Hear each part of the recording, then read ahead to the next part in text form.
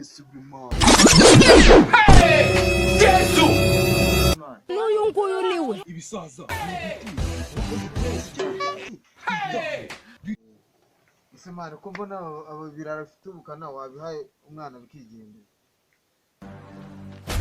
Oni muzana inkwano undi mba umukobwa.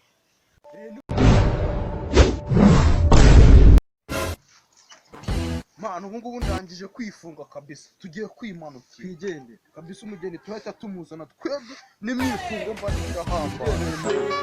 shaka kubyigana n'ibinyoni mu kirere uyu mu kirere shaka kubyigana n'ibinyoni mu kirere sima n'urugamba. Ese mwana wandangaje ko twibagiwe inkwano, dusubireyo inkwano zacu twazibagiwe, nyaruka ujye kuzizana mwana. Sima n'urugamba nubwo mama ushaka kuba umukirana Twigenzanye mwana, ya twimyese buri mwana, twigende. shaka kubyigana n'ibinyoni mu kirere uri mu kirere shaka kubyigana n'ibinyoni mu kirere sima n'urugamba nubwo mama ushaka kuba umukirana sima n'urugamba nubwo mama ushaka kuba umukirana. Bigenda kuko mu mufungo gaba. Bigenda imbeba. Bigenda kuko mu mufungo gaba. Winez imbeba. Winez shaka kubyigana n'ibinyoni mu kirere sima n'urugamba nubwo mama ushaka kuba umukirana sima n'urugamba nubwo mama ushaka kuba umukirana uri mu kirere. Yesu Simani barabirara bigiye. Bara nibo bakubwiraga se bari buze gusaba umugeni. sima n'urugamba nubwo mama ushaka kuba umukirana uri mu kirere shaka kubyigana n'ibinyoni mu kirere uri mu kirere shaka uyu mugabo ashobora kuba ari umusinzi. Uri kugenzwa n'iki? Igisaza Yesu we Yesu tuje kureba cya cyana nyine ngo duhite twimyese buri mana. Yesu n'uyu nguyu niwe Ibisaza mwidutinze ahubwo muduhereze icyana cyacu.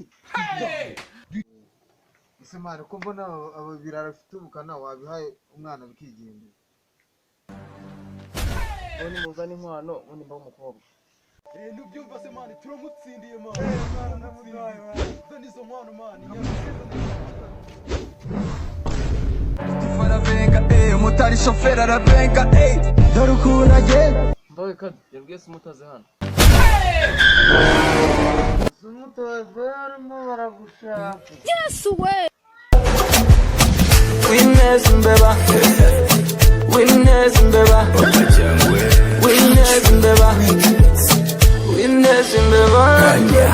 Kanyuma na nyuma umwana ukunzwe arafashwe, shaza amacici umwana uhigwa arakabe, inzozi ze zitakwe n'ipinda ryanjye, uzanjye habamo ikimero cyiwe, mama w'icyangwe mfata nk'icyana Ngo muzana izo nkwano umukobwa namuzanye. Zizane mani. Turabanza tuyirye.